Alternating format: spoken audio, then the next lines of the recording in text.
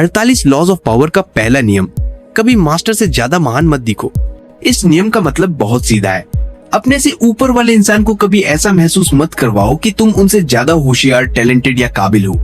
ऐसा करने से उनका भरोसा आप पर से उठ सकता है। वो खुद को असुरक्षित महसूस करेंगे और हो सकता है कि वो आपको ही अपना दुश्मन मान बैठे। पहली कहानी निकोलस फोकवे और राजा लुई 14वां। फ्रांस के राजा लुई 14 के दौर की बात है। निकोलस फोकवे राजा के फाइनेंस मिनिस्टर थे।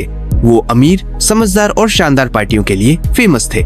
1661 में राजा के प्राइम मिनिस्टर की अचानक मौत हो गई। सबको लगा अब निकोलस को ये पद मिलेगा, लेकिन राजा ने उस पद को ही खत्म कर दिया। निकोलस को लगा कि उसे कुछ करना होगा जिससे राजा फिर से उस पर ध्यान दे, तो उसने एक शानदार पार्टी रखी। राजा को गेस्ट ऑफ ऑनर बनाया गया। पार्टी इतनी भव्य थी कि राजा के दोस्त भी बहुत प्रभावित हुए। महल, खाना, मेहमान सब कुछ बेमिसाल था। लेकिन यही बात निकोलस को भारी पड़ गई। राजा को जलन होने लगी। उसे लगा कि लोग अब निकोलस को ज्यादा पसंद करने लगे हैं। अगले ही दिन राजा ने निकोलस को गिरफ्तार करवा दिया। आरोप था कि उसने राजकोष का पैसा चुराया है। निकोलस की गलती क्या थी? उसने अपने मास्टर से ज्यादा चमकने की कोशिश की। राजा ने उसे सजा दी और उसकी जगह एक ऐसा आदमी चुना जो उससे कम टैलेंटेड था, ताकि कभी डर न लगे। दूसरी कहानी गैलीलियो, गैलीली और मेडिसी फैमिली। अब बात करते हैं गैलीलियो की। 16वीं सदी का महान वैज्ञानिक और खगोल शास्त्री। गैलीलियो को भी पैसों और पहचान की जरूरत थी, पर उसने सीधे लोगों को ज्ञान नहीं बेचा। उसने अपने मास्टर्स को खुद से ऊपर रखा। उसने अपने आविष्कारों को एक अमीर बैंकिंग फैमिली, मेडिसी फैमिली को डेडिकेट कर दिया। यहाँ तक कि उसने जुपिटर के चांदों का नाम भी उनके नाम पर रख दिया।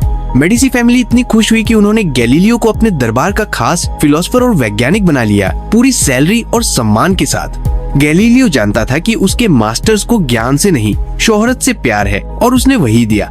सीख क्या मिली? निकोलस फोकवे ने अपने मास्टर से ज्यादा चमकने की कोशिश की। नतीजा जेल। गैलीलियो ने अपने मास्टर को सबसे ऊपर दिखाया। नतीजा ताकत, पैसा और इज्जत। इसलिए याद रखो, अपने मास्टर को खुद से बेहतर दिखाओ। उन्हें वो फीलिंग दो जो वो चाहते हैं। और हाँ, अगर आप होशियार हो तो थोड़ा कम होशियार दिखाओ। अगर कभी अपनी गलती करनी हो तो ऐसी गलती करो जिसमें मास्टर आपकी मदद करके खुद को महान समझे।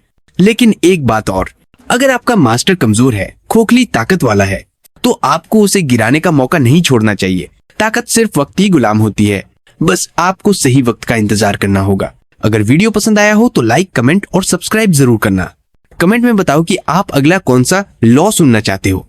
और हाँ, किताब जरूर पढ़ना, क्योंकि सुनने से ज्यादा समझ किताब से आती है।